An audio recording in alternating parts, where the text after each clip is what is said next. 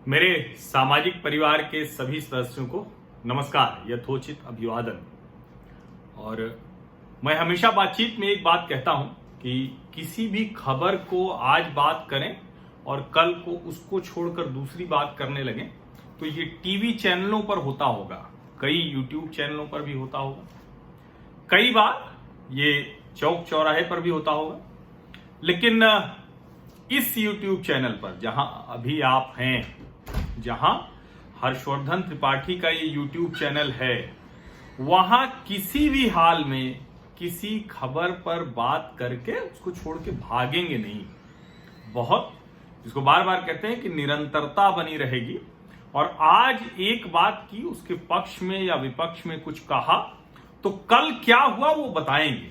और अगर मान लीजिए कि मैंने ही कोई बात कही हुई है, पक्ष में या विपक्ष में, उससे कोई फर्क नहीं पड़ता, मैंने ही कोई बात कही हुई है और अगर आगे जाकर स्थितियां परिस्थितियां बदलती हैं, तथ्य आंकड़े वो उसको झूठा साबित करते हैं या उसको गलत साबित करते हैं, उसको कहते हैं कि भाई ये ठीक नहीं, दूसरी तरह से भी सोचा जा सकता है, तो मैं बड़ी जिसको कहते हैं विनम्रता से मान जाऊंगा और उसको स्वीकार कर लूंगा।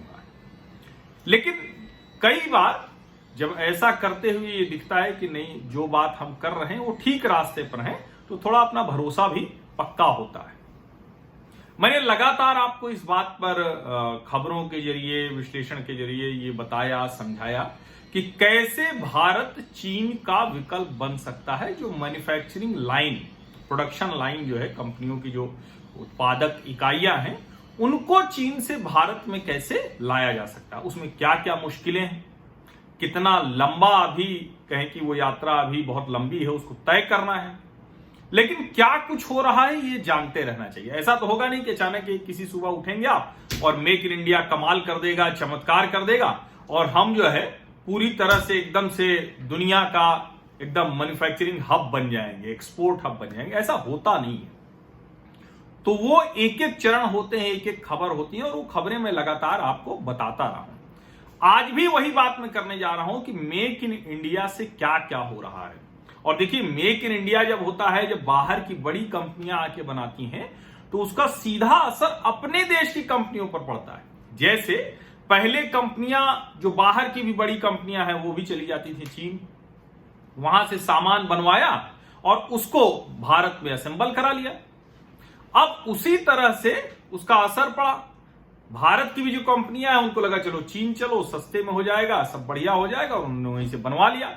और कई कंपनियां तो बाकायदा आई, लेकिन उनको जब धंधा दिखा कि वो ज्यादा थोड़ा 4 पैसे मुनाफा, तो कारोबारी तो भाग जाता है, और वो भाग गया, वो भी चीन से बनवाने लगा। लेकिन अब जब दुनिया की बड़ी बड़ी कंपनियां वो ये कह रही हैं, वो इस बात को बहुत गंभीरता से सोच रही हैं कि हमें अब चाइना +1, या कहें कि अब चीन से बाहर वो देखना पड़ेगा कोई देश जहां लोकतंत्र हो, जहां नीयत में खराबी ना हो, जो साम्राज्यवादी ना हो, जो विस्तारवादी ना हो, उस देश को देखना पड़ेगा हमें मैन्युफैक्चरिंग हब के तौर पर, प्रोडक्शन लाइन के तौर पर। वैसे तो पिछले 5-6 सालों में बहुत सी कंपनियों ने बहुत तेजी में अपना काम बढ़ाया है। भारत को 90 के बाद बहुत सी कंपनियां आना शुरू हो गई थी, कुछ ने वहां काम भी किया, बहुत सी कंपनियों ने काम बढ़ाया, लेकिन कुल मिलाकर जिस तेजी में होना चाहिए था। और 90s में जब प्रधानमंत्री पीवी नरसिम्हा राव और वित्त मंत्री डॉक्टर मनमोहन सिंह की जोड़ी ने भारत का बाजार खोला, उदारीकरण किया, तो उसके बाद कई देश के कई राज्य हैं, जिसमें आंध्र प्रदेश को आप बहुत अच्छे से मान सकते हैं, महाराष्ट्र है, कर्नाटक है, गुजरात है, तमिलनाडु है, जिन्होंने उसका खूब लाभ लिया। और गुजरात में तो आपको याद ही होगा कि एक समय में जो टाटा ने अपनी नैनो की फैक्ट्री साणंद ले गए, नैनो का नया घर, उस वक्त में CNBC आवाज में था, तो हमने जो है वो बहुत शानदार एक शो बनाया था, चलाया था। और नैनो का गुजरात जाना वो एक घटना थी जिसने भारत में ये बताया कि कैसे बंगाल में उद्योग पनप नहीं पा रहे हैं, उनके लिए स्थितियां अच्छी नहीं, और कैसे गुजरात उनके लिए आसान शर्तें दे रहा है। और एक तरह से कहें कि हम लोगों ने जो ईज ऑफ डूइंग बिजनेस की आज बात होती है, जिसको उत्तर प्रदेश की सरकार कह रही कि हम नंबर 2 हो गए, वो ईज ऑफ डूइंग बिजनेस उस वक्त बहुत ठीक से समझ में आया। हालांकि उसके पहले जिसको हम बार बार कहते हैं कि हैदराबाद साइबराबाद या फिर जो बेंगलुरु की जो साइबर सिटी बन गई है, उसने अपने आप में एक कहें कि उदाहरण पेश किया था, लेकिन वो एक बड़ी घटना थी। अभी क्या है, सरकार ने मेक इन इंडिया कैंपेन चलाई, कितनी कंपनियां आई, कितना लाभ हुआ, ये बार बार पूछा जाता है। और खास करके अभी जो स्थितियां हैं, यानी चीन पर दुनिया को जो भरोसा टूटा है, उसके बाद क्या हो रहा है। अब मैंने आपको बताया कि एक प्रोडक्शन लिंक इंसेंटिव स्कीम है, पीएलआई स्कीम है भारत सरकार की, 41,000 करोड़ की है, जिसमें अलग अलग कंपनियों ने अपना किया है। मैंने बताया था कि फॉक्सकॉन, विस्ट्रॉन, ऐसी ऐसी कंपनियां हैं जो एप्पल का बनाती हैं, और दूसरी कई कंपनियां यहां आ रही हैं। अब जो मोटोरोला मोबिलिटी उसने करार किया है, किसके साथ करार किया है, ये $1 बिलियन यानी करीब मोटा मोटा मान लें तो 7,500 करोड़ रुपए का वो हैंडसेट बनाएगी, मोबाइल फोन बनाएगी। और इसने लावा और डिक्सन, ये दोनों कंपनियां हैं भारतीय, इनके साथ करार किया है। और जो मोटोरोला की चीन में प्रोडक्शन लाइन है, उसको वो शिफ्ट करेंगे, यानी उत्पादन भारत में करना शुरू करेंगे, ये खबर है। और 2021 यानी हम ये सितंबर खत्म हुआ, अक्टूबर नवंबर दिसंबर जो तीसरी तिमाही है, और चौथी तिमाही में 2021 की FY21 की चौथी तिमाही में वो उत्पादन शुरू कर देंगे। ये आज की खबर है, खबरें जो आज मैंने देखा, बड़ी महत्वपूर्ण खबर मुझे लिखी। और मेक इन इंडिया की एक और बड़ी शानदार खबर है। अभी मैंने एक दिन जब दृष्टिकोण में आपको दिखाया था, तो मैंने शुरुआत की थी RRTS की उस शानदार जो ट्रेन थी, जो मेट्रो जैसी थी, जो बॉम्बार्डियर ट्रांसपोर्टेशन ने उसको जारी किया था। बड़ी खूबसूरत वो है, दिल्ली से मेरठ का सफर 60 मिनट में तय होगा, 1 घंटे में, 82 किलोमीटर की दूरी। तो उसका वीडियो से मैंने दृष्टिकोण खोला था, वो बुलेटिन। तो वो जो कंपनी है बॉम्बार्डियर ट्रांसपोर्टेशन, उसका बहुत बड़ा काम है चाइना में, और अभी उसके टोटल रेवेन्यू का 2% हिस्सा भी भारत नहीं है।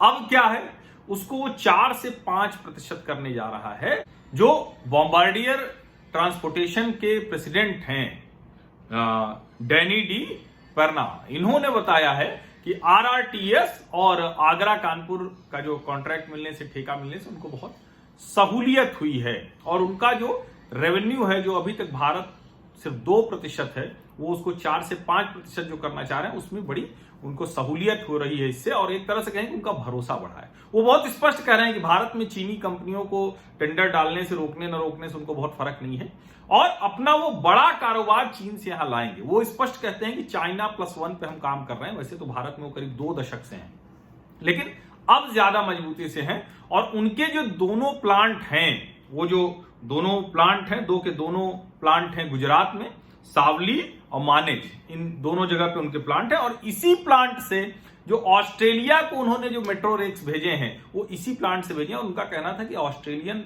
कंपनी, मतलब जब वो ठेका गया, वो ठेका उनको मिला और वो गया वहां प्रोडक्ट, तो कह रहे हैं कि वो आश्चर्यचकित हैं कि इतनी गुणवत्ता की उन्होंने डब्बे, ट्रेन का जो रेक्स है वो भेजे हुए हैं। और उन्होंने बताया कि अब जो हम यहां काम कर रहे हैं, 70 to 75% लोकलाइज्ड है। वो इंजीनियर अपने 50% बढ़ाने जा रहे हैं। और उन्होंने ताकत क्या बताई, एक तो उन्होंने कहा कि द स्किल सेट, जो बहुत स्पष्ट कहते हैं, the skill set most important, the engineering capability, भारतीयों की जो इंजीनियरिंग क्षमता है। और तीसरा द इंग्लिश लैंग्वेज, वो कह रहे हैं कि कम्युनिकेशन का ईज बहुत इंपॉर्टेंट होता है। और उन्होंने जो बात करते हुए जो जवाब दिया है, उनसे सवाल पूछा गया, तो उन्होंने कहा कि देखिए, I would not complain, ease of doing business की बात थी कि भारत में क्या है, and I am not doing that too politically nice to your country. आपके देश के लिए राजनीतिक तौर पर अच्छा दिखने के लिए मैं नहीं कर रहा हूं। और उन्होंने कहा कि जो कुछ हम नहीं विस्तार कर पाए, वो हमारी कमियां थी, जो एक तरह से जो गेज का चक्कर था, जो लाइंस का चक्कर था, लेकिन अब उस पर उन्होंने पार पा लिया है। तो ये 2 खबरें ऐसी हैं जो बताती हैं कि मेक इन इंडिया किधर जा रहा है। लेकिन तीसरी भी एक महत्वपूर्ण खबर है। हम कई बार कहते हैं कि भारत में इंटरनेट का पूरा दृष्टिकोण विस्तार सब बदल गया रिलायंस की वजह से। कोई अभी जियो की वजह से नहीं, जब रिलायंस आया था 2003 में तब भी उसका जो हैंडसेट आया था सीडीएमए वाला।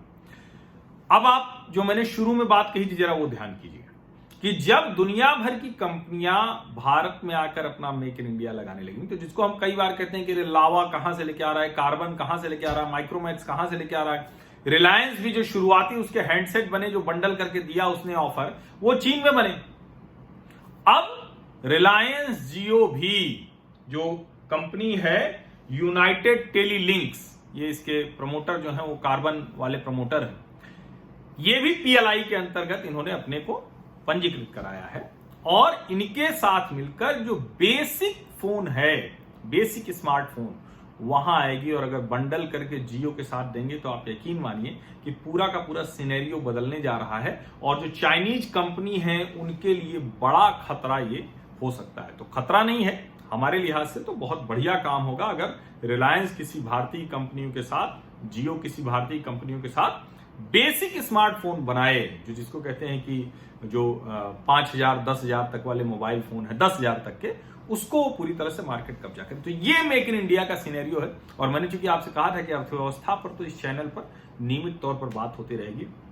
सिर्फ हवाई बातें, दिन भर भड़काऊ बातें, हिंदू मुसलमान सांप्रदायिक, ये सब बातें सिर्फ नहीं होंगी। जहां जरूरत होगी वहां अगर लगेगा तो वो भी बात उसी तरह से करूंगा बिना हिचके। लेकिन सिर्फ इसके लिए नहीं करूंगा कि 10 20 50 100 लोग या 1000 2000 10 20 50,000 लोग मुझे देखने सुनने, इसके लिए बात नहीं होगी। और ये बहुत जरूरी है कि हम अर्थव्यवस्था पर लगातार बातचीत करते रहें। और मैंने आपको कई बार कहा है कि जो अप्रैल मई जून के आंकड़े आए जो -23.9, उसके बाद मैंने कई समीक्षा की है, कई बार फैक्ट के साथ आंकड़ों के साथ बात की है। अब जुलाई, अगस्त और सितंबर, ये जो क्वार्टर खत्म हो रहा है, इसके आंकड़े कैसे आएंगे? क्या -23.9 का कम से कम आधा कर पाएगा? ये एक बड़ा सवाल है। और मुझे लगता है कि ये हो जाएगा। यानी जब सितंबर तक के आंकड़े आएंगे तो जो हम निगेटिव जोन में हैं उस निगेटिव जोन को हम आधा ठीक कर लेंगे। यानी -23.9 24% के आसपास है, तो मान लीजिए कि 10%, 12%, 13% ऐसी होगी। और अगर थर्ड क्वार्टर में हम अच्छी रिकवरी कर पाए तो मुझे यकीन है कि फोर्थ क्वार्टर, चौथी तिमाही जाते जाते हम पॉजिटिव जोन में आ जाएंगे। तिमाही की बात कर रहा हूं, पूरे वर्ष का नहीं। पूरे वर्ष का तो निगेटिव ही अभी तक जाता हुआ दिख रहा है। बहुत बहुत धन्यवाद आप सभी लोगों का। और सब्सक्राइब जरूर कर लीजिएगा, नोटिफिकेशन वाली घंटी भी दबा दीजिएगा। और ऐसी बातचीत आपको अच्छी लगती है, आपके आसपास लोग हमको अच्छी लगती है, तो उनको भी ये जरूर भेजिएगा। बहुत बहुत धन्यवाद।